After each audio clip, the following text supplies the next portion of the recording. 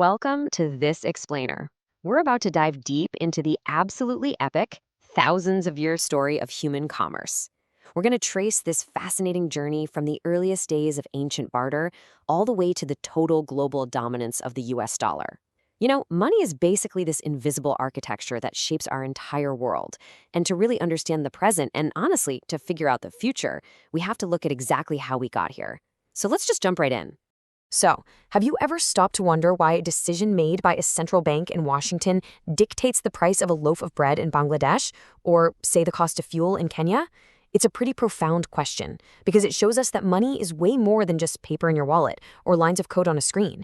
It's this massive, invisible web of power, trust, and influence that literally connects every single person on Earth. But to really grasp how this web works, we need to wind the clock way back to a time before money even existed. For early societies, commerce was entirely based on the barter system. You trade your rice for your neighbor's milk. Sounds simple enough, right? Well, not exactly. The whole system was held back by what economists call the double coincidence of wants. Think about it. If I have a bunch of apples and I really need shoes, but the local shoemaker is on a strict carnivore diet and only wants steak, our trade completely falls apart. Plus, how do you even calculate the exchange rate there? Like, how many apples actually equal a pair of sandals? Without a reliable way to store wealth or standardizing trade, building large, complex civilizations was just virtually impossible. Humans desperately needed a technological upgrade. And to solve this, human ingenuity totally took over. At first, we decided to put our trust in rare, hard-to-find items. We're talking things like cowrie shells in Africa and China, or even blocks of salt in parts of Europe. But then, around 600 BC in Lydia, which is modern-day Turkey, King Alyattes did something revolutionary. He created coins from electrum and stamped them with a royal mark of trust. Fast forward a bit to the 7th century, Chinese merchants in the Tang dynasty are using promissory notes.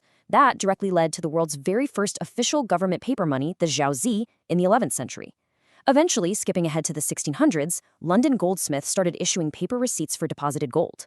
People just started trading these slips of paper instead of lugging around the heavy metal itself. And just like that, paper money was officially born. But here's the thing. Paper is, well, just paper. How do you actually get millions of people to trust it? The answer to that was the gold standard. For a long time, a single US paper dollar was backed by exactly 23.22 grains. That's about 1.5 grams of real, physical gold. Literally, if you had a $100 bill, you could walk right into a bank and demand your gold. This created an immense amount of trust and stability, which allowed international trade to just flourish. But, as we'll see, the system was actually quite fragile, and it simply couldn't survive the brutal storms of the 20th century.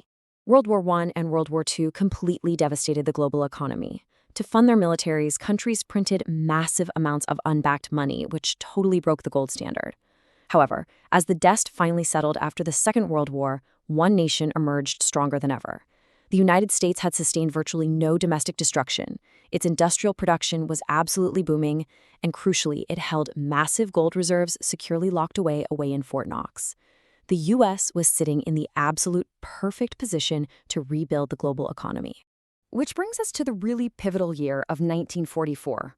44 countries gathered in a small town called Bretton Woods. They knew they needed a brand new global financial system, and because the U.S. economy was the most stable and held the most gold, they reached an incredible agreement. All the other countries would fix their currencies to the U.S. dollar. In return, the U.S. dollar would be fixed to gold at exactly $35 per ounce. Just like that, literally with the stroke of a pen, the U.S. dollar became the undisputed king of world currencies and the ultimate global reserve standard. But the story takes a massive turn in the 1960s and 70s. The U.S. government was spending heavily. They were funding the Vietnam War and rolling out expansive domestic social programs. They were printing a lot more dollars, but their gold reserves, those weren't increasing.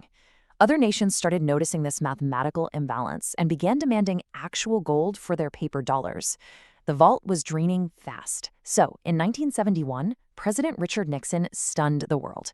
He completely cut the dollar's tie to gold. This historic move became known as the Nixon shock. The Nixon shock officially ushered in the era of fiat money. Now, fiat literally translates to by order, meaning money now had value simply because the government said it did. It completely removed any intrinsic backing. It's kind of an incredible illusion of value when you think about it. Yet somehow, the dollar remained king. Why? Well, it all comes back to trust. global trust in U.S. institutions, trust in U.S. Treasury bonds, immense military power, and the hugely important fact that vital global commodities, particularly oil, were strictly priced in U.S. dollars. Let's trace the domino effect of this system. It creates what's known as the silent dollar trap. Okay, step one. When inflation rises in America, the U.S. Federal Reserve raises interest rates. Simple enough. Step two. Global investors suddenly see better, safer returns in the U.S., so they quickly pull their money out of developing countries.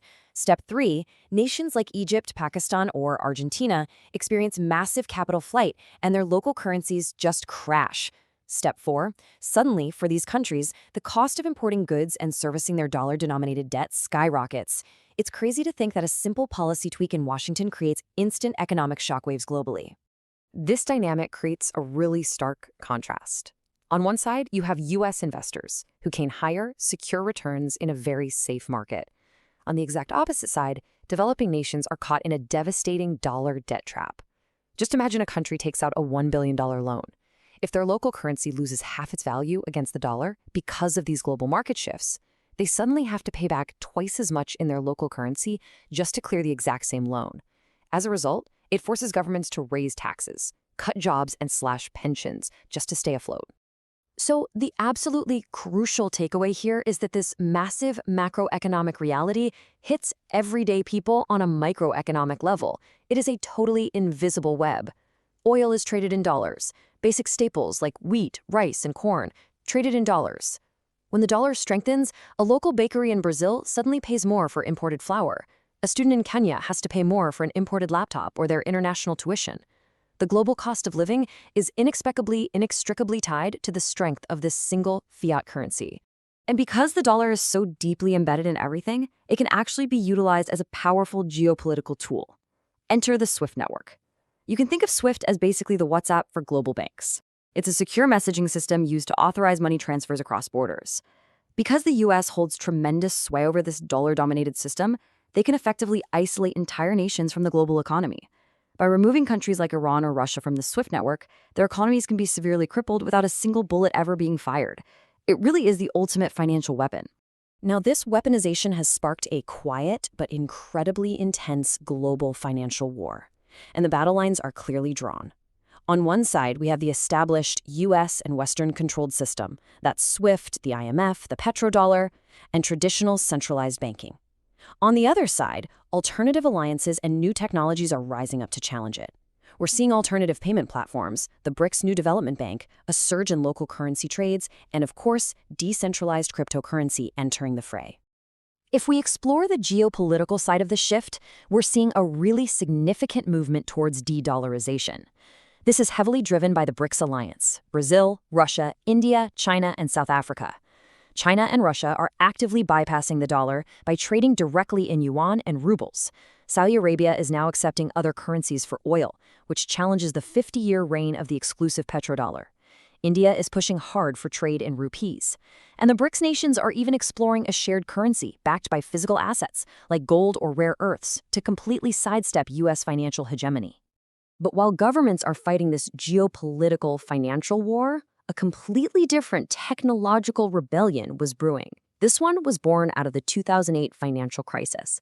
Deep anger over massive bank bailouts, frozen savings, and endless money printing inspired an anonymous creator named Satoshi Nakamoto to invent Bitcoin. It was a revolutionary quest for decentralized trust, a digital currency with absolutely no central bank, no government control, and, unlike fiat money, a hard, unchangeable mathematical cap of exactly 21 million coins. There is a fundamental divide here that we have to understand. Traditional centralized banking relies entirely on human institutions. Governments control the supply, they can inflate it, and yes, they can freeze your assets. Blockchain and crypto present a totally different alternative: decentralized, public, and borderless code. Innovations like Ethereum smart contracts and stablecoins aim to completely recreate the financial system on the blockchain. Naturally, many governments view this as a major threat. They restrict crypto precisely because it operates outside their sovereign control and their taxation frameworks. But get this, governments aren't just ignoring this blockchain technology anymore. They're actively co-opting it.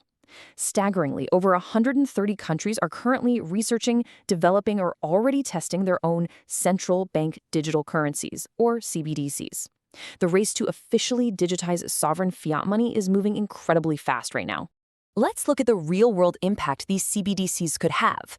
Unlike crypto, CBDCs are centralized, programmable money entirely controlled by the state.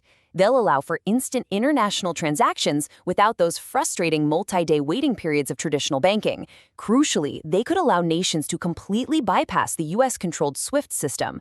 For example, a student in Nigeria could instantly pay tuition to a German university using a digital e-naira. It's highly efficient. But here is the catch. It also gives central banks unprecedented levels of tracking and control over exactly how and where citizens spend their money.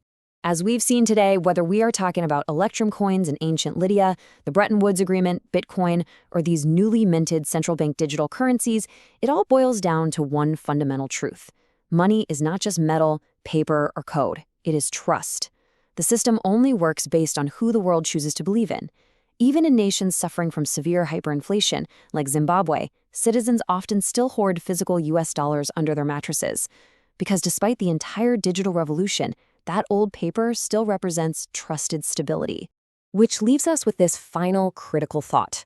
The monopoly of the US dollar is being actively challenged from all sides by both geopolitical alliances and decentralized technology. We are undeniably entering a multipolar currency world. So you have to ask yourself, how will this shift impact your personal wealth, your career, and your financial identity?